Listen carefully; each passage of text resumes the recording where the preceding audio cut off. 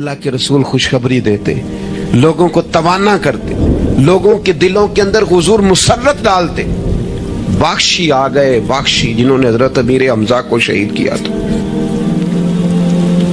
कितना गम दिया नबी पाक को, कितने आंसू बहाए रसूल करीम ने। जनाब बाख्शी ने पैगाम भेजा कि मैंने इतने अजीम आदमी को शहीद किया है, मेरी भी तौबा कबूल हो जाएगी। मैं सच्चे दिल से आ जाऊं तो कबूल कर लिया जाऊंगा। ये मेरे महबूब का अंदाज है बिशारत देने का। रसूल करीम अलैहिस्सलाम फरमाने लगे, तो आ, रब रसूल का वादा है तेरी तौबा भी कबूल की जाएगी। दो लोग बैठे थे ना हरम मक्का में, एक साहब कह रहे थे कि मेरे ऊपर बदर में जो कत्ल हो गए कुफार, उनका जिक्र चल रहा था, तो दोनों गुफ्तगू कर रहे थे, बदर में हमारे इतने लोग मुसलमानों ने मार दिए। तो एक उनमें कहने लगे कि अगर मेरे ऊपर कर्ज ना होता और मेरे छोटे छोटे बच्चे ना होते तो मैं तो तलवार लेके जाता और मदीना शरीफ जाके माज़अल्लाह बदला ले आता। दूसरा कहने लगा, मैं देता हूँ ना तेरे बच्चों का खर्चा भी और मैं तेरा कर्जा भी उतारता हूँ, तू जा। उसने कहा पक्की बात है? कहा हाँ, कर्जा भी मैं उतार दूंगा, तेरे बच्चों का खर्च भी उठाऊंगा, तू जा। उसने खंजर तैयार किया, तलवार तैयार की, घोड़े पे बैठा, गले में वो तलवार उसने अपने डाली और मदीना शरीफ आ गया। इत्तेफाक की बात यह कि मुलाकात हज़रत उमर से हुई। जनाब उमर कहने लगे, मुझे तेरी नीयत ठीक नहीं लगती, पकड़ा किधर आए हो? कहने लगा, मैं तो बदर के कैदियों के बारे में बात करने आया। फरमाया तलवार लेके चल, तुझे हुजूर के पास लेके जाता हूँ। नबी करीम की बारगाह में ले गए तो हुजूर फरमाने लगे, कैसे आए हो, कैसे आना हुआ? कहने लगे, जी मैं तो बदर के जो कैदी आपके पास हैं उनकी बात करने आया था। तो हुजूर फरमाने लगे, चल फिर बाकी की मैं सुनाऊं। ख्याल आया मुसलमान नेक बद पहचान जाते हैं, मोहम्मद आदमी के दिल की बातें जान जाते हैं सल्लल्लाहु ताला अलैहि वसल्लम। फरमाया मैं सुनाऊं? हुजूर क्या?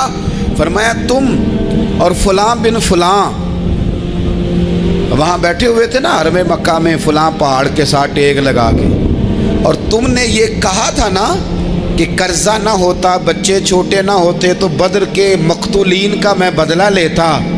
ये सारा कुछ तय करके फिर आए हो तलवार लेके, और यहाँ कहते हो मैं कैदियों के बारे में बात करने आया था।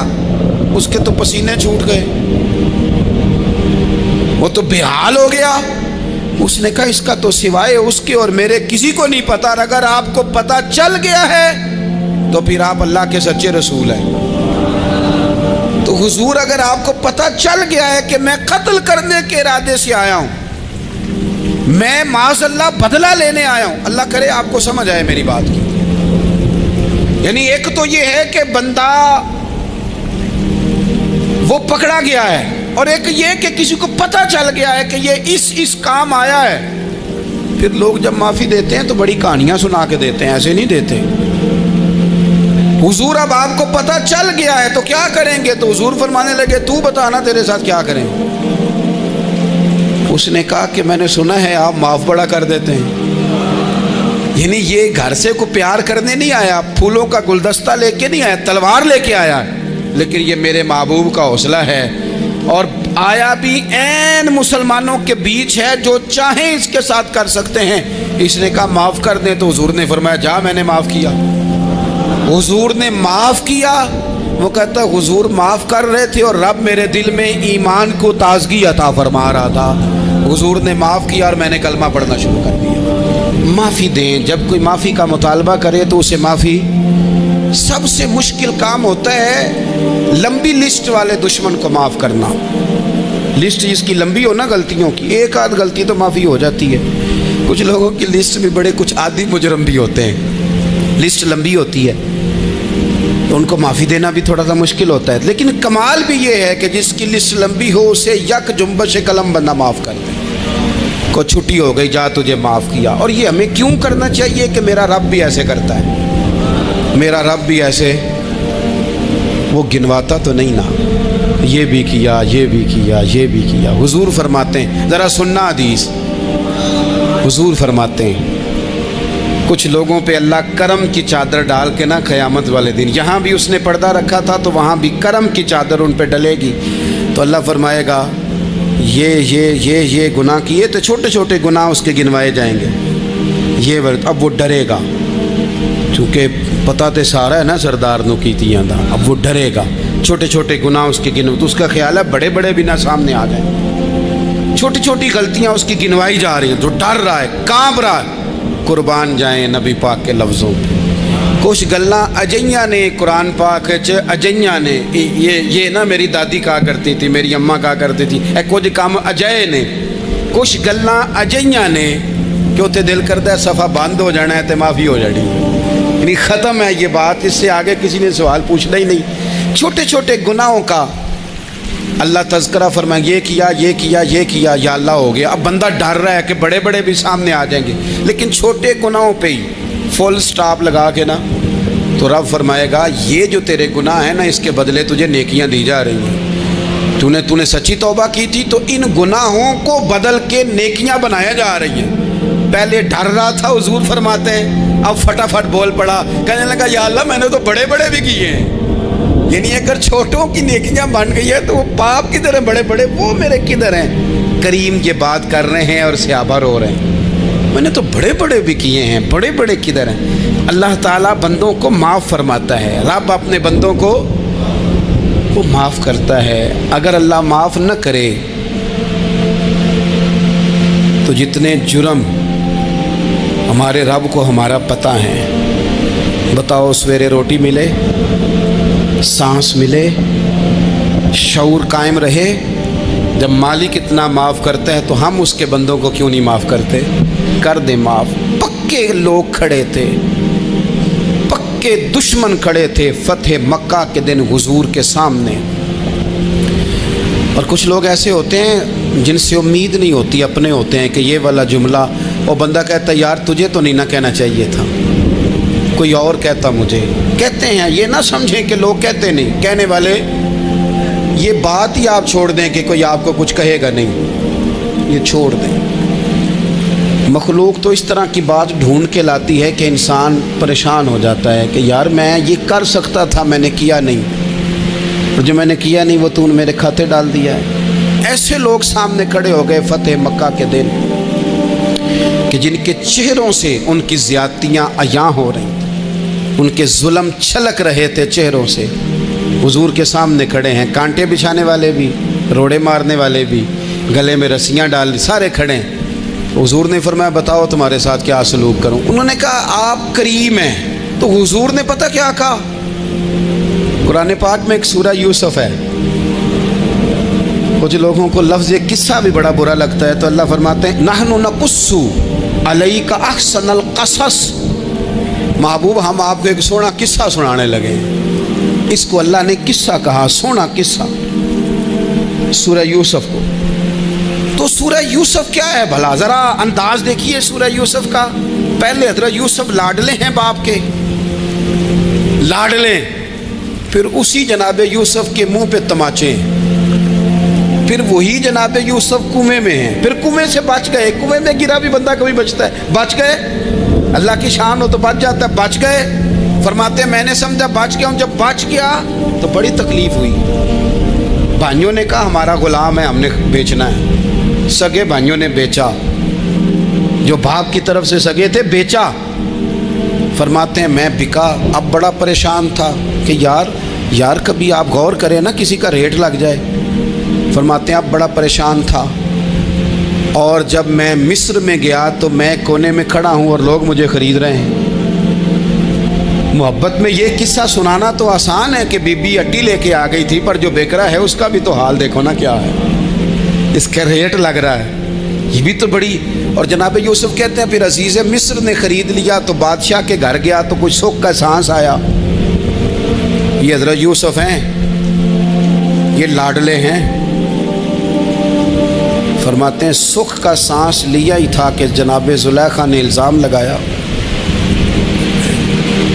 اور وہ غلطی معاذ اللہ جس کا تصور بھی نہیں، اس کی پاداش میں سالوں جیل کاٹا، لیکن خدا کی حکمت ہے نا، اللہ کا کرم ہے نا، जिस मुल्क के वो कैदी थे रब ने उसी मुल्क का हुक्मरान भी बना दिया। ये अल्लाह की हिकमत है ना, तकाज़े हैं ना। सुबह के तख्त नशीं शाम के मुजरम ठहरे, हमने पल भर में नसीबों को बदलते देखा। वो जो चाहे जब चाहे कर दे।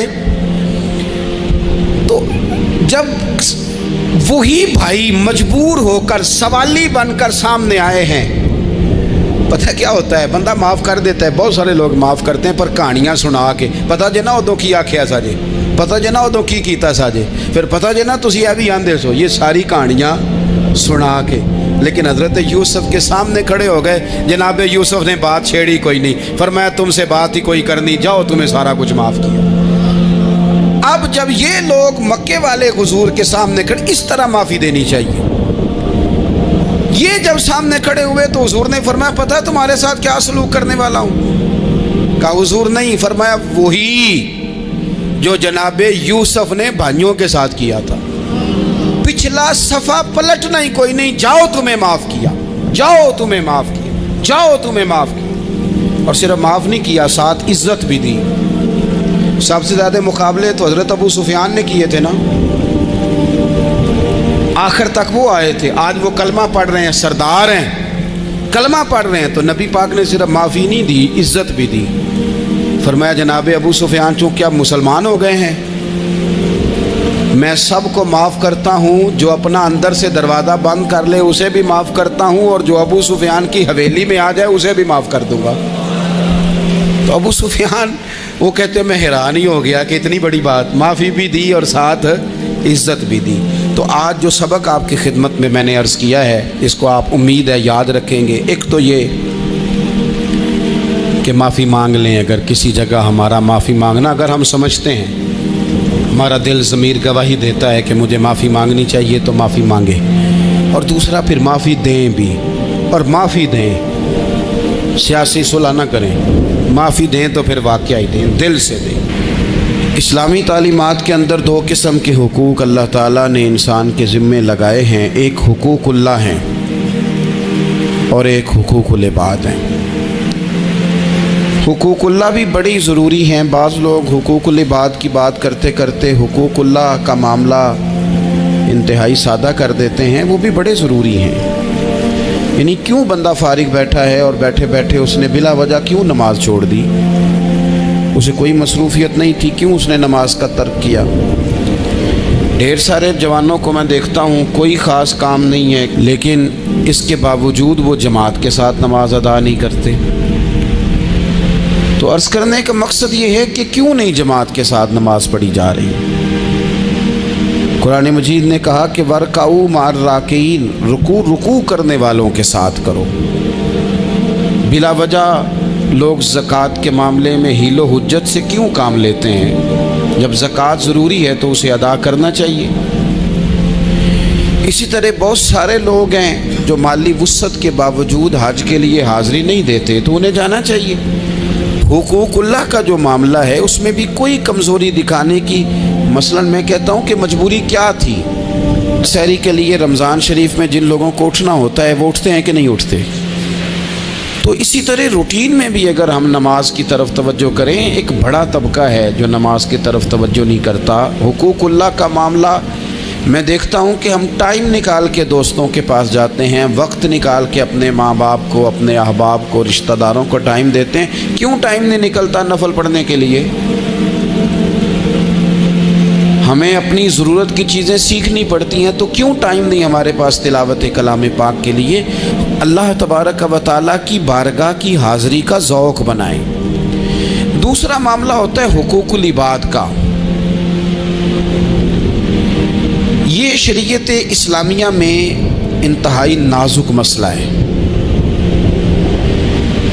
इंसान मुआशरती तौर पर बहुत सारे लोगों से वक्त गुजारता है, उठता बैठता है। कुछ लोग ऐसे होते हैं जिनके हुकूक उसके ज़िम्मा ज़्यादा होते हैं, कुछ के कम होते हैं। जैसे माँ बाप के हुकूक ज़्यादा हैं, निस्बतन चचा के मामू के हुकूक उससे कम हैं, निस्बतन असातिज़ा के मशाइख के हुकूक उस दर्जे के नहीं जिस दर्जे के माँ बाप के हुकूक हैं।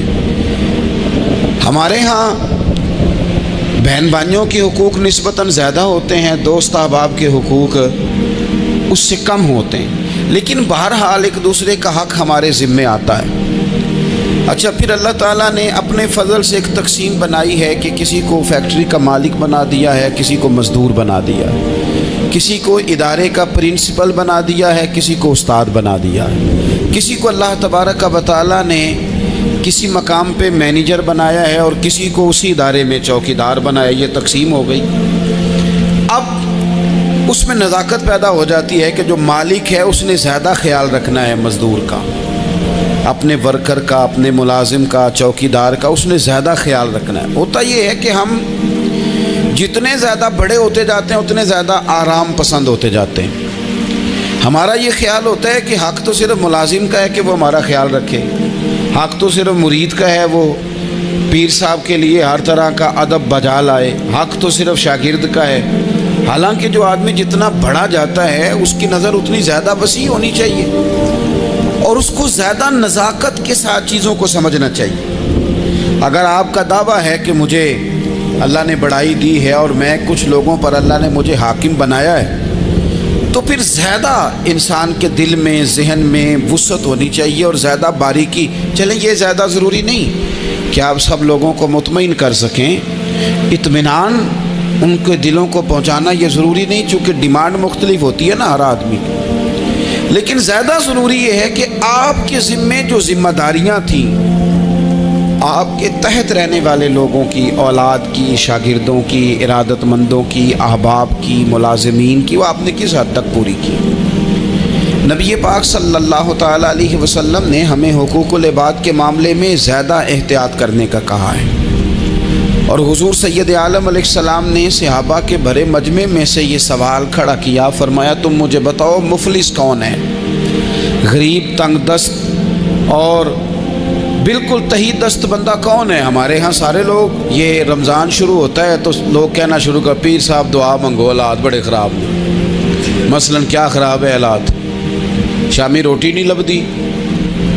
حالات صرف یہ خراب ہیں کہ پڑوسی نے پجارو لے لی اور مجھے نہیں ملی، اتنے ہی حالات خراب ہیں، اس سے زیادہ تو نہیں۔ حالات اتنے ہی خراب ہیں کہ جو باہر بھائی چلا گیا تھا اس نے فلانی سوسائٹی میں پلاٹ لے لیا، میں پیچھے رہ گیا ہوں، اس سے زیادہ تو کوئی ایسا معاملہ نہیں۔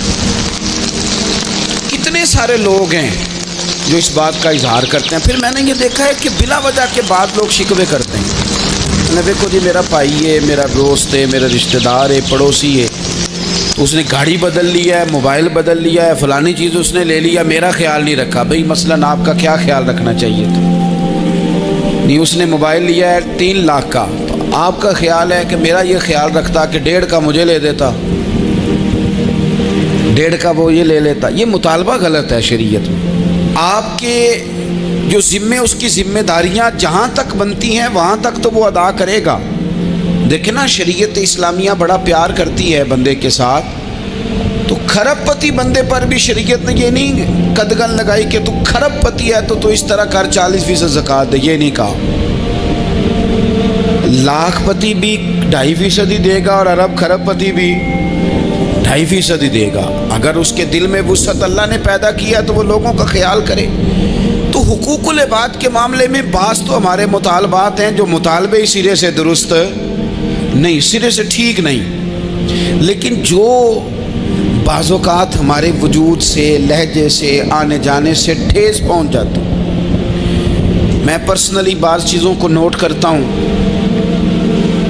اور مجھے ان کا بڑا خیال رہتا ہے۔ میں محسوس کرتا ہوں کہ نہ چاہتے ہوئے بھی ہمارے رویے سے بعض لوگوں کو تکلیف ہوتی ہے، نہ چاہتے ہوئے۔ تو حقوق العباد کے مسئلے میں ہم زیادہ کمزور ہو جاتے ہیں۔ آج یہ سوچنا ہے کہ وہ جو میری ذمہ داریاں ہیں، جو شریعت نے، دین نے، اسلام نے، اور کچھ میں نے خود کہیں شاگرد بن کر، کہیں ارادت مند بن کر، کسی جماعت کا ممبر بن کر، کسی مسجد کی ذمہ داری لے کر، کسی ویلفیئر کام کی ذمہ داری لے کر، کسی غریب کی ذمہ داری لے کر، کسی مزدور کی ذمہ داری لے کر، جو میں نے اپنے اوپر خود چیزیں ضروری قرار دے لی ہیں، میں ان میں کہاں تک کامیاب ہو سکا ہوں اپنی ذمہ داریوں کا۔ حضرت معاویہ بن خدیج رضی اللہ تعالیٰ عنہ ایک صحابی ہیں، وہ فرماتے ہیں کہ مجھے حضرت عمر نے کہیں بھیجا تھا جہاد کے لیے، تو میں وہ وہ کامیابی کی خبر لے کر دوپہر کو لوٹا۔ تو عرب شریف کے اندر جو کہ گرمی زیادہ ہوتی ہے، میں نے مناسب نہیں سمجھا کہ میں حضرت عمر کو دوپہر کو جگا کے خبر دوں کہ حضور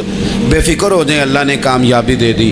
میں نے شام ہونے کا انتظار کیا، یہ ان کے اچھے اخلاق کی علامت، اعلیٰ ظرفی کی بات بتا رہے ہیں۔ کہتے میں نے شام ہونے کا انتظار کیا، مغرب کے وقت یا عصر کے وقت میری ملاقات ہوئی تو میں نے حضرت عمر سے کہا کہ حضور الحمدللہ اللہ نے کامیابی دے دی، جس مہم پہ آپ نے بھیجا تھا وہ اللہ کے فضل سے اس مہم سے کامیابی ہو گئی۔ تو حضرت عمر فرمانے لگے دیر سے کیوں آئے، مجھے تو امید تھی کہ تم سرے دوپہر آ جاؤ گے۔ میں نے کہا حضور میں دوپہر کو ہی گیا تھا، دوپہر کو ہی گیا تھا، پر سوچا کہ آپ آرام میں ہوں گے۔ کیا جواب ہے، اور کیا اس جواب کے اندر بہت سارے لوگوں کی ترجمانی ہے۔ حضرت عمر فرمانے لگے آرام کرتا تھا میں، پر وہ دور گزر گیا، اب تم دوپہر کی بات کرتے ہو، اب تو رات کو بھی کم ملتا ہے۔ وہ تھا ایک دور، اب جب اپنے ذمے خود ذمہ داریاں زیادہ لے لی، اب کیا پتا کہ کوئی کہاں سے چل پڑا ہے تجھے ملنے کو۔ وہ دور گزر گیا جب تو سوتا تھا، من چاہی زندگی بتاتا تھا، اب تو نے خود یہ فیصلہ کیا ہے۔ اب تو میں بھائی تم دوپہر کی بات کرتے ہو، میں تو رات کو بھی گشت کرتا ہوں کہ کوئی ضرورت مند تو نہیں، کوئی حاجت مند تو نہیں۔ تو جو ہمارے ذمہ داریاں ہیں ان میں نازک حد تک، امام بہقی روایت لائے ہیں، ایک صحابی تھے جو حضور کو ہنسایا کرتے تھے، حضور کو ہنساتے تھے، نبی پاک کو بڑے پیارے تھے۔ اس طرح کے بھی کچھ بندے ہونے چاہیے، اس طرح کے بھی کچھ بندے۔ صحابہ کرام علیہم رضوان فرماتے ہیں جب حضور غم امت میں پریشان ہوتے تھے تو ہم منتظر ہوتے تھے کہ کبھی وہ ہنسانے والا آج آ جائے نا، دو چار باتیں ایسی کر جائے نا ہنسانے والی، تو معاملہ ٹھیک ہو جائے۔ کچھ لوگ ایسے ہوتے ہیں جن کو دیکھ کے ہی چہرے پر تازگی آ جاتی، مثل تعویذ ہوتے ہیں نا کچھ لوگ، وہ جب بھی ملتے ہیں شفا ہوتی ہے۔ تو یہ حضور کے پاس بیٹھے ہوئے تھے اور ہنسانے والی گفتگو کر رہے تھے، تو نبی پاک بھی ان سے باتیں کرنے لگے۔ تو بات کرتے کرتے نا حضور نے انگلی ان کی طرف بڑھائی تو ان کے وجود کو انگلی لگ گئی۔ ایک تو وہ روایت ہے نا کہ صفیں سیدھی کراتے وقت حضور تیر کے ساتھ صفیں سیدھی کرا رہے تھے تو ایک صحابی کے پیٹ پہ لگ گیا، انگلی لگ گئی۔ عجیب دیوانے ہیں، کہنے لگے آپ نے مجھے تکلیف دی ہے، معاذ اللہ انگلی چبھو دی، میں نے تو بدلہ لینا ہے۔ ہمارے ہاں مسئلہ یہ بن گیا ہے کہ کوئی بڑا آدمی بھی اپنے آپ کو قانون کے حوالے نہیں کرتا۔ ملک سے لے کر امت مسلمہ کے کل مسائل تک ہمارے ملک کے اندر ہر بندہ اس کا مزاج ہوتا ہے کہ وہ اپنے آپ کو قانون سے بھلا تر سمجھتا ہے۔ لائن میں لگنا لوگ پسند نہیں کرتے، یہ ایک بہت بڑا مسئلہ ہے۔ حضور صلی اللہ علیہ وسلم کی انگلی لگ گئی تو کہنے لگے آپ نے تو مجھے تکلیف دی ہے، میں تو بدلہ لوں گا۔ تو حضور نے فرمایا لے لے بدلہ۔ اپنے آپ کو قانون کے حوالے بڑا آدمی جب کرتا ہے تو قانون کی عزت بڑھتی ہے، قانون کا وقار بڑھتا ہے، سوسائٹی کے اندر پھر طاقتور قانون ہو جاتا ہے۔ لیکن جب غریب آدمی کے لیے قانون اور ہو اور امیر کے لیے قانون اور ہو، تو اصل معاملہ تو قانون کی بالادستی کا ہے، آئین کی پاسداری کا ہے، اصولوں پہ کھڑے ہونے کا ہے۔ تو نبی پاک صلی اللہ تعالیٰ علیہ وسلم سے کہا کہ میں، حضور نے فرمایا لے لو بدلہ۔ یہ حقوق العباد کی نزاکت عرض کر رہا ہوں، لے لو بدلہ۔ انہوں نے کہا جی پیٹ سے کپڑا ہٹائیے، تو حضور نے پیٹ سے کپڑا ہٹا دیا۔ تو بڑے دیوانے آدمی تھے، انہوں نے امت کو بتانا تھا کہ کچھ اس طرح کے رنگ بھی ہوتے ہیں محبت کرنے کے لیے، الٹی ہی چال چلتے ہیں دیوان گانے عشق، آنکھوں کو بند کرتے ہیں دیدار کے لیے۔ اس طرح بھی کبھی کبھی ہوتا ہے۔ کپڑا حضور نے ہٹایا تو انہوں نے نبی پاک کے جسم کو چومنا شروع کیا، کہنے لگے دن بڑے ہو گئے تھے، موقع نہیں کو بن رہا تھا، تو چلو یہ ایک موقع ملا ہے، حضور آپ کو کسی کے ساتھ زیادتی کر سکتے ہیں، تو میں تو موقع تلاش کر رہا تھا، اور میرے بھائی नमाज का भी मौका तलाश करते थे सहाबा, जिहाद का भी मौका ढूंढते थे, पर महबूब से मोहब्बत का भी मौका ढूंढते थे। और आखिरी बात ये कि जिस तरह हमने लोगों से माफ़ी लेनी है और माफ़ी देनी है, इसी तरह जहाँ हमसे शरई कबाहतें हुई हैं, इखलाकी कमज़ोरियाँ हुई हैं, एक बात तो अच्छी तरह समझ लें कि नफल पढ़ने से हुकूकुल बाद नहीं माफ़ होते, वो बंदे से माफ़ी मांगने से ही होते। सारी रात को बंदा तस्बीह पढ़े और कहे कि मैंने अम्मा की नाफरमानी किया तो माफ़ी हो जाएगी, नहीं, वो अम्मा ही माफ़ करेगी तो माफ़ी होगी, वो अब्बा ही माफ़ करेगा तो फिर ही माफ़ी होगी। तो जो जहाँ शरीयत की मुखालफत की है वहाँ भी माफ़ी मांगें, अल्लाह के हुजूर गिड़गिड़ाएँ, तौबा करें और तौबा बदल जाने वाली करें, तब्दील हो जाने वाली तौबा करें। माफ़ी मांग भी ले, माफ़ी दे भी दें। और आपसे ये भी गुजारिश करूँगा कि जहाँ अल्लाह रसूल की हमसे नाफरमानी हुई है वहाँ तन्हाई में 2 नफल पढ़ के तन्हाई में अल्लाह ताला से भी माफ़ी के खास्तगार हों। याद रखें जब उसकी खुफिया तदबीर आ गई तो फिर माफ़ी का वक्त हो सकता है खुदा न करे हमें न मिल सके, तो अब वक्त है, खूब इस्तिग़फ़ार करें, खूब माफ़ी मांगें। मायूसी नहीं है यहाँ इस घर में किसी के लिए मायूसी। क्यों कच्ची बातें करते हैं भाई, क्यों कमज़ोर बात करते हैं? ओ जी मुझे ये ज़्यादा डिप्रेशन कब फैलता है, ये ज़्यादा एंजाइटी कब होती है लोगों को? कहते हैं जी मैं ही नाकाम क्यों हूँ, फलाना आगे निकल गया, मैं ही पीछे क्यों रह गया हूं? तो मैं कहता हूं मसलन आप क्या पीछे रह गए? आपका कद काठ है, आंखें ठीक हैं, हाथ ठीक हैं, पैर ठीक हैं, कद सब के हिसाब से बड़ा हुआ है, घर आप सोचते हैं पीछे आगे पीछे जाने का क्या मतलब समझते हैं? आपके पैसे हो तो बंदा आगे जाता है। कितने पैसे थे सैयदना बिलाल के पास बताओ? आपने गलत जगह को तरक्की का नाम दिया है। मैं आपको सैकड़ों लाखों और हजारों लोग बता सकता हूं जिनको पैसे गिनने का वक्त नहीं है, लेकिन सुकून भी जिंदगी में कोई नहीं, इत्मीनान कल्बी भी कोई नहीं। इस चीज का नाम मेरे दोस्तों आपने सुकून रखा है। और आप ऐसे लोगों से मिले जिंदगी में जिनके पास पैसे हैं, सेहत नहीं, वो कहते हैं कुछ सारे ले जाए बस मेरी तबीयत ठीक हो जाए। पूछा था ना हज़रत बहलोल दाना, पानी मांगा गर्मियों में हारून रशीद ने, तो पानी का प्याला करीब करने लगे तो बादशाह थोड़ी देर पहले बड़ी बातें कर रहा था कि मैं बादशाह हूं, तो हज़रत बहलोल दाना फरमाने लगे एक बात तो बता, अगर पूरी सल्तनत में पानी ना मिले तो कितने को दे देगा तू? कहने लगा जी आधी सल्तनत दे के भी पानी का प्याला ले लूंगा। तो आप फरमाने लगे अगर ये पानी तो पिए और फिर खुदा न खास्ता तेरा ये पानी खराज ना हो, तकलीफ हो जाए, मसाने में पेशाब ना आए और तू दर्द से कर रहा है तो फिर क्या करेगा? कहने लगा जी अल्लाह माफ करे, उस वक्त तो दिल करेगा सारी सल्तनत दे दूं। फरमाने लगे क्या नतीजा निकला दौलतों का, हुकूमतों का क्या नतीजा निकला? ओ भाई तेरी सेहत ठीक है, ये भी तो कामयाबी है। ओ मेरे भाई तेरे घर में माँ बाप मौजूद हैं, ये भी तो कामयाबी है। रब ने औलाद दे रखी है, छोटी कामयाबी है। बहन भाई हैं, छोटी कामयाबी है। कायनात की सबसे बड़ी कामयाबी ये है कि तू मोहम्मद अरबी का कलमा पढ़ता है, तू रसूलुल्लाह का गुलाम है। आप दुनिया में घूम के देखें, पीएचडी की डिग्री रखता है, दुनियावी तौर पर इतना पढ़ा है और पूरी दुनिया में बिजनेस करता है, समझदार है, लेकिन रात को जब खड़ा होता है तो माज़अल्लाह अपने हाथ से बनाए हुए बुत के सामने खड़ा हो जाता है। तू पहले दिन से रब को सजदे कर रहा है, इसे बहुत बड़ी सआदत समझ, ये बहुत बड़ी दौलत है, इसे समझ। लेकिन वो हमारे बच्चे अल्लाह जाने किस मायूसी का शिकार हैं, किस परेशानी का शिकार हैं, किस कमजोरी का शिकार है। आप इन कमजोरियों से बाहर आए। मैं तो कभी कभी अपने अहबाब से भी कहता हूँ, तो मेरे एक दोस्त थे, मैं भी उलमा के आइमा के हुकूक पर बात करता रहता हूँ, लेकिन वो एक दोस्त थे तो जिन्होंने कहा जी वो लोग पूछते नहीं, मौलवियों को फलान नहीं करते, तो मैंने उन्हें कहा कि आप इतना कमजोर लहजा ना जाहिर करें, फर्ज हो गया है कि लोग उठ के आपको सलूट मारे। ये दीन का तालिब इल्म तो इतनी बड़ी सआदत रखता है कि अभी इसने एक डिग्री भी नहीं ली, पहले दिन घर से निकलता है तो हुजूर ने फरमाया फरिश्ते पैरों के नीचे पर रख देते। تو جس کو پہلے دن اتنا پروٹوکول ہے وہ کچا کیسے پڑ گیا؟ اس نے یہ کیا کہا کہ فلانا مجھے سلوٹ نہیں کرتا، نہیں کو کرتا تو نہ کرے۔ میں اپنے ادارے سے باہر نکل رہا تھا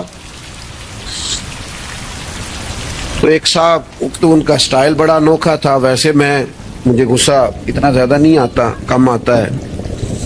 وہ نکل رہے تھے تو مجھے انہوں نے روکا بڑے خطرناک طریقے سے، رکے رکے جی رکے۔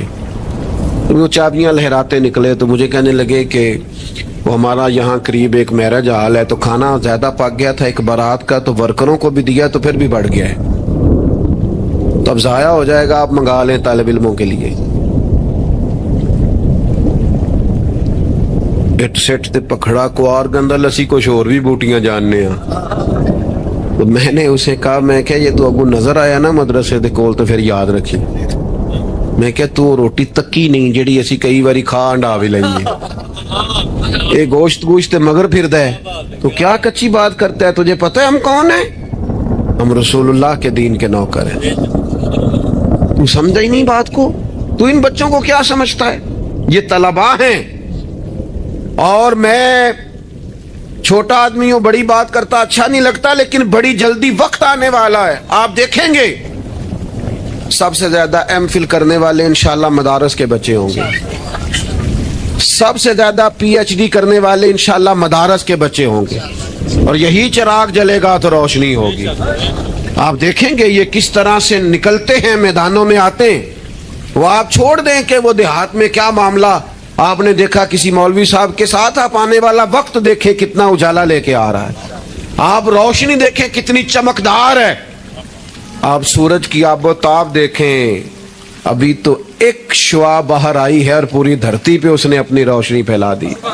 آپ دیکھیں، مایوسیاں نہیں، کمزوریاں نہیں، آپ اس محبوب کے ماننے والے ہیں جو خوشخبریاں دیتے ہیں، جو لوگوں کو تازہ دم کرتے ہیں۔ حضور نے تو ہر بندے کو خوشخبری دی ہے۔ کیا کہا مزدور کو؟ نبی پاک نے فرمایا جو محنت کرے رات کو تھک کے سو جائے نا، اللہ اس کے گناہ معاف کر دے گا۔ ایک بندہ گزر رہا تھا سامنے سے تو صحابہ نے کہا دیکھیں کتنی تیزی سے جا رہا ہے مال کمانے کے لیے، کاش اللہ کے رستے میں یہ تیزی دکھاتا۔ تو حضور فرمانے لگے اگر رزق حلال کمانے جا رہا ہے پھر بھی اللہ کے رستے میں ہی ہے، اگر اس لیے جا رہا ہے کسی کے سامنے ہاتھ نہ پھیلاؤں پھر بھی اللہ کے رستے میں ہی ہے، اگر اس لیے جا رہا ہے بیوی بچوں بہن بھائیوں پر خرچ کروں تو پھر بھی اللہ کے رستے میں ہے۔ تو تجارت کر رہا ہے، دکان پہ بیٹھا ہے، کاروبار کر رہا ہے، اور نبی پاک نے تجھے خوشخبری دی ہے، فرمایا بس سچ بول کے تجارت کرنا، جھوٹ نہ بولنا، بددیانتی نہ کرنا، کرنا تجارت ہی، بس سچ بول کے تجارت کرنا، اللہ قیامت کے دن نبیوں کے ساتھ جگہ عطا فرمائے۔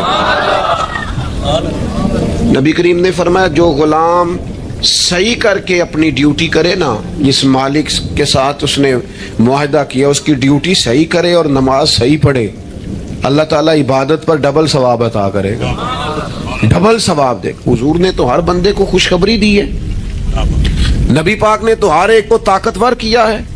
کوئی شعبہ ایسا جو رزق حلال والا ہو، اس کو ایک شعبہ صرف دنیا میں برا ہے، وہ ہے کسی کے سامنے ہاتھ پھیلانا، باقی دنیا میں کوئی چیز بھی بری نہیں ہے۔ میرے عزیز، آپ اپنے آپ کو ذہنی طور پر کمزور نہ کریں، اور یہ ہمارے ہاں برادریزم چلتا ہے، مجرم وہ نہیں ہوتا جو کہتا ہے میری برادری بڑی ہے، وہ کہاں مجرم ہے؟ مجرم وہ ہوتا ہے جو کہتا ہے میری برادری چھوٹی ہے، وہ ظالم ہے، مجرم ہے۔ جب نبی پاک نے فرمایا سارے انسان جناب آدم کی اولاد ہیں، قبائل تو تعارف کے لیے ہیں، تجھے کس نے حق دیا کہ تو اپنی برادری کو چھوٹا سمجھے؟ کچی بات کرتا تو؟ رب نے جہاں چاہا تجھے پیدا کیا، جو ماں باپ اللہ تعالیٰ نے تیرے لیے پسند کیے ہیں تجھے پسند کیوں نہیں؟ جو چچاؤں کو ماموں کو اللہ نے تیرے لیے پسند کیا تجھے پسند کیوں نہیں؟ جو قبیلہ، جو گھرانہ، جو علاقہ اللہ نے تیرے لیے پسند کیا، یہ ہماری اپنی مرضی سنی نہ ہوتی، ہم نے کہاں پیدا ہونا، خالص رضا الہی ہے نا۔ تو ناپسند کیوں کرتا ہے؟ کمزور پڑتے ہو، تنگ ہوتے ہو، اپنے آپ کو آزمائش میں ڈالتے ہو، کمزور باتیں نہیں۔ اقبال کے بیٹے نے ایک دن کچی بات لکھ کے بھیجی تھی، کہا تھا ابا جی کسی سے تھوڑا قرضہ لے لوں، تو اقبال نے نظم لکھی، کہا پتر کچی باتیں کرتا ہے، دیار عشق میں اپنا مقام پیدا کر. دیار عشق میں سارے سورے نہیں تلاش کرنے, اپنا مقام پیدا کر. دیار عشق میں اپنا مقام پیدا کر. کس طرح؟ کہنے لگے نیا زمانہ اور نئے صبح و شام پیدا کر. اور میرا طریق امیری نہیں فقیری ہے, خود ہی نہ بیچ غریبی میں نام پیدا کر. کمزور میں نوجوانوں سے کہوں گا اپنا وقت ضائع نہ کرو موبائلوں پہ, تم بڑے قیمتی لوگ ہو. ایک منٹ بھی لا یعنی اور بے مقصد نہ گزارو. اور جب شعور کی آنکھ کھول جائے پھر اپنے آپ کو بچہ سمجھنا چھوڑ دو. جب آپ کا خیال آ گیا کہ ہمیں اس بات کی سمجھ آ گئی ہے, پھر لگ جاؤ کام, پھر ڈیوٹی کرو, پھر ڈیوٹی کرو, پھر کام کرو. ہمارے اسا فرمایا کرتے تھے زمین کے اوپر کام, نیچے جا کے آرام. اور جاگنا ہے جاگ لے افلاق کے سائے تلے, پھر حشر تک سوتا رہے گا خاک کے سائے تلے. آپ جد و جہد کریں, محنت کریں. امام صاحب کے پاس آ کے کہا تھا نا امام ابو مالک کی والدہ نے کہ آپ میرے بچے کو کام کرنے دے, پڑھ گیا تو کیا کرے گا؟ فرمانے لگے بادشاہوں کے ساتھ بیٹھ کے حلوہ کھائے گا. ہاں پڑھائی سے. اور امام صاحب خرچہ دیتے تھے اپنے اسٹوڈنٹ کا. مجھے کبھی کبھی ناراضگی ہوتی ہے بعض اساتذہ سے جو میرے کلاس فیلوز ہیں, ان سے مجھے ناراضگی. یہ بھی نا اقبال کہتے ہیں سبق شاہی ہے بچوں کو دے رہے ہیں خاک بازی کا. میں نے کبھی کسی مدرسے کے بچے سے نہیں کہا کہ آپ نے کسی کو کہنا چندہ دیں مدرسے سے, گھر میں کہنا. کیوں کہیں؟ ہم کس لیے؟ وہ صرف پڑھے, وسائل ہم جمع کریں گے, بڑے جمع کریں گے, انتظامیہ والے جمع کریں گے. کبھی کمزوری نہ پیدا کرو. اقبال کہتے ہیں شکایت ہے مجھے یا رب خداوندان مکتب سے, سبق شاہی ہے بچوں کو دے رہے ہیں خاک بازی کا. انہیں اڑنا سکھاؤ, گرنا نہ سکھاؤ. ان کی شعوری زندگی بلند کرو. ان کے مزاج کے اندر آپ وہ چیز پیدا کریں کو بچہ لائق ہے. اور آپ سمجھ رہے ہیں کہ خرچے کی وجہ سے اگر اس کے والدین پڑھانا نہیں چاہ رہے تو آپ تھوڑا سا نا تھپکی دیں, آپ کے پتر خرچہ چلا لیں گے, ہم دیکھ لیں گے, چیزوں کو غور کریں گے. امام ابو مالک رحمت اللہ علیہ کے استاد نے کہا ان کی والدہ سے کہ تو میرے سے خرچہ لیا کر گھر کا. کوئی بیٹھا ہوا مجھے دور دعا دیتا ہے, میں ڈوبتا ہوں پر سمندر اچھال دیتا ہے. فرماتے ہیں پھر میں نے پڑھا اور وہ وقت آیا کہ ہارون رشید نے مجھے قاضی القضاء بنا لیا, اور میری ماں مجھے ملنے آئی تو کوئی مسئلہ ڈسکس کرنا تھا تو ہارون رشید نے مجھے تخت پہ بٹھایا, حلوہ منگا لیا اور میرے ساتھ بیٹھ کے کھانے لگے. میری اماں آئی, پوچھا میرا پتر کہاں ہے, تو کہا وہ تو حلوہ کھا رہے ہیں وہاں بادشاہ کے ساتھ. تو رو پڑی, کہنے لگی یا اللہ اس کے استاد پہ رحمت فرما. کب کہا تھا وہ خود رخصت ہو گئے دنیا سے, لیکن کیا چاندنی کر گئے. میرے عزیزو کم ہمتی نہیں, کمزور. یہ کیا کیا ہے اتنے سارے اسلامی ممالک نے؟ آپ کٹھے ہوئے ہیں اور آپ نے کٹھے ہو کے صرف اسرائیل کو آپ دب کے جواب بھی نہیں دے سکے. کم ہمتی دکھائی آپ نے, آپ ایک بات بھی نہیں کر سکے. آپ کے اندر اتنی جرأت بھی نہیں تھی آپ کلام کرتے. آپ یہی کہہ دیتے کہ ہم ان کے ساتھ ہیں. تم سے تو اچھے وہ لوگ ہیں جو کفرستان میں رہتے ہیں, غیروں کے ملک میں, اور فلسطین کے حق میں ریلیاں نکال رہے ہیں. کمزوروں تم تو بات بھی نہ کر سکے. یاد رکھنا ہمتیں, طاقتیں, تندرستیاں یہاں ہوتی ہیں. پورا باب ہے بخاری میں کہ انسان مال کا غنی نہیں ہوتا, دل کا غنی ہوتا ہے. آپ کا دل کتنا وسیع ہے. مولا علی شیر خدا کرم اللہ تعالی وجہ الکریم نے امام حسن سے فرمایا تھا بیٹا 3 لوگوں سے مشورہ بھی کبھی نہیں کرنا. ایک تو ہے نا دوستی کرنا, تعلق رکھنا, فرمایا مشورہ بھی نہیں کرنا. حضور کس سے؟ فرمایا بزدل سے مشورہ نہیں کرنا, وہ کبھی دلیری کی بات نہیں بتائے گا. اور لالچی سے مشورہ نہیں کرنا, جس کا دل ہی آزاد نہیں, ہر وقت لالچ میں الجھا ہوا ہے, کیا رائے دے گا. اور تیسرا فرمایا تھا کنجوس سے مشورہ نہ کرنا, جس کا دل بڑا نہیں دماغ کیسے بڑا ہو سکتا ہے. آپ طاقتور زندگی گزاریں, ذہنی طور پر اپنے آپ کو مضبوط رکھیں. حضور خوشخبری دیتے اور خوشخبری دینے کا حکم دیتے. جب بھی کسی جگہ نبی پاک علیہ السلام کسی قافلے کو روانہ کرتے, جب بھی 2 باتوں کا حکم ضرور ارشاد فرماتے, اور یہ حضور کے وسیلے سے ہمیں ملی ہے. ہمیں چاہیے کہ ہم یہ 2 باتیں ہمیشہ یاد رکھیں. کسی جگہ بھی نبی کریم کسی قافلے کو بھیجتے تبلیغ کے لیے، جہاد کے لیے، کسی اور کام کے لیے، تو دو باتیں حکمن فرماتے. ایک حضور فرماتے وہاں جاؤ نا تو لوگوں پر آسانی کرنا، مشکل نہ کرنا،